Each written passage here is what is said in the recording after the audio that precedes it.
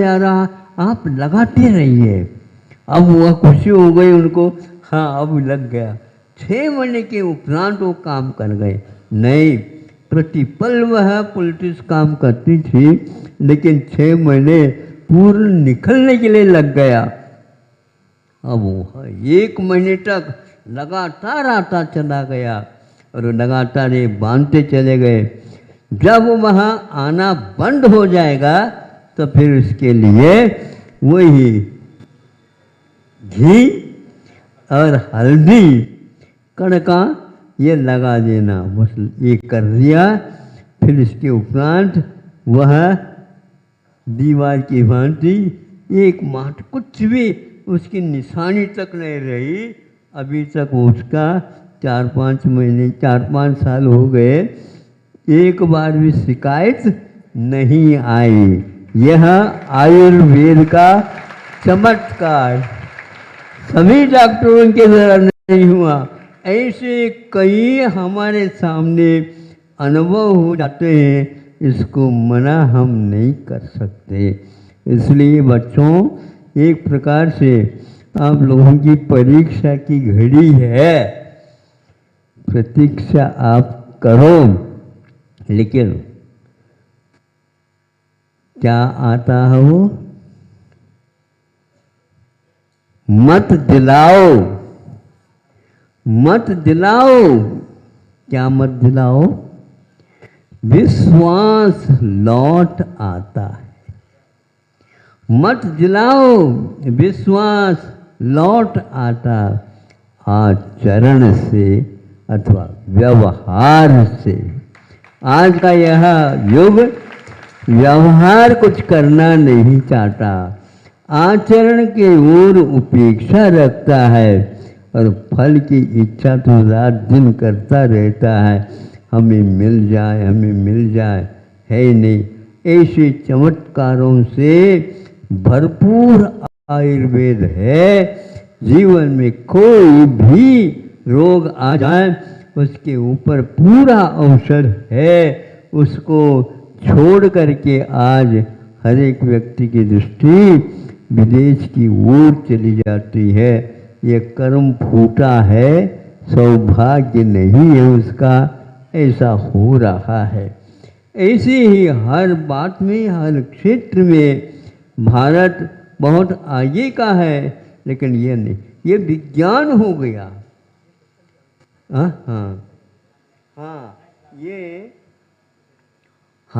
ये किताब अवश्य आपके महाविद्यालय में पढ़नी है। जितने भी इंजीनियर हैं इसको पढ़ते हैं। आप लोग कहते हैं कि विज्ञान विदेश में है, नहीं, विदेश में गया यहाँ से है।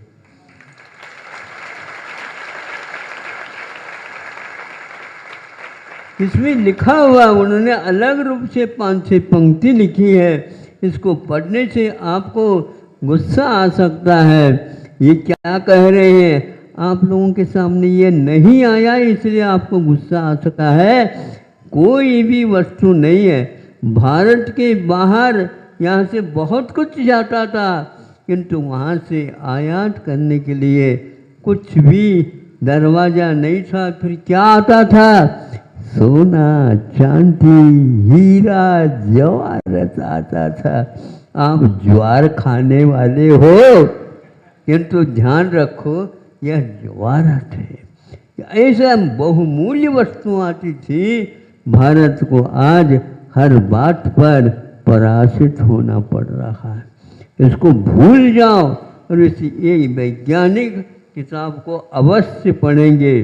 धर्मपाल नाम एक प्रकार से गांधी जी के शिष्य या समकक्ष होने वाले एक विद्यार्थी थे, और गांधी जी के कुछ समस्याओं के हल करने के लिए गांधी जी कहते हैं, आप क्या चाहते हो? मैं इसकी सेवा अवश्य करूँगा। 35 वर्ष तक विदेशी पुस्तकालयों में जा कर के उन्होंने जो संकलित किया और उसको 18वीं शताब्दी में भारत में विज्ञान एवं सत्य ज्ञान, यह विज्ञान यहीं से वहाँ चला गया था उन लोगों ने ये लिखा है, इसलिए आपको पढ़ना चाहिए। आज का इंजीनियर इससे अनभिज्ञ है, उनके इंजीनियरों को पढ़ाने वाले भी सभी अनभिज्ञ हैं। 3-4 विश्वविद्यालय से लोग आए थे। हम इसके आपके पास इसलिए आए हैं, सुना है आपने शिक्षा के क्षेत्र में कुछ बातें हम लोगों के सामने रखी। हाँ रखिए, इन्हीं को पढ़ कर के हमने किया। तो आज यह विश्वास करेंगे हमें विदेश नहीं जाना है। विदेश नहीं जाना है।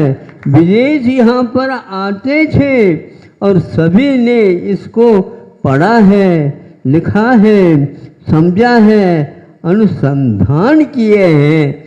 ऐसा यह भारत है। यहाँ पर पहले कैसे कैसे विश्वविद्यालय थे, नालंदा विश्वविद्यालय, कुरुक्षेत्र आदि आदि, बहुत सारे तक्षशिला, बहुत सारे, हजारों नहीं लाखों गुरुकुलों का केंद्र भारत था। आज भारत हर बात में आपके माता पिता नहीं, हमारा लड़का विदेश गया हो, लौटेगा कब? ये बताओ, लौटेगा क्या नहीं लौटेगा? इसलिए हमने ये नारा दे दिया, आप लोगों को भी दे देता हूं, रुको रुको लौट चलो। रुको रुको लौट चलो। कहाँ? भारत।